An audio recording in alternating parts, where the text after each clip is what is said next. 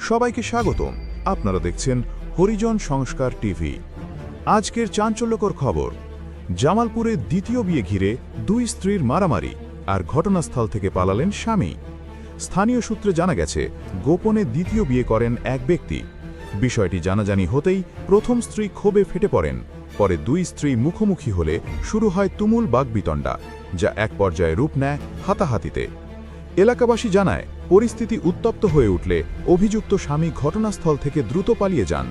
এ সময় আশেপাশের লোকজন ছুটে এসে পরিস্থিতি নিয়ন্ত্রণে আনার চেষ্টা করেন। ঘটনাটি এলাকায় ব্যাপক চাঞ্চল্যের সৃষ্টি করেছে। প্রশ্ন উঠছে, একজন স্বামীর দায়িত্বজ্ঞানহীন সিদ্ধান্তে কেন সংঘর্ষে জড়াতে হবে দুই নারীকে?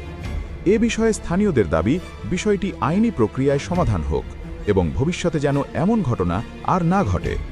এভাবেই প্রতিদিনের গুরুত্বপূর্ণ খবর নিয়ে আমরা হাজির হব আপনাদের সামনে। সাথে আছি হরিজন সংস্কার টিভি।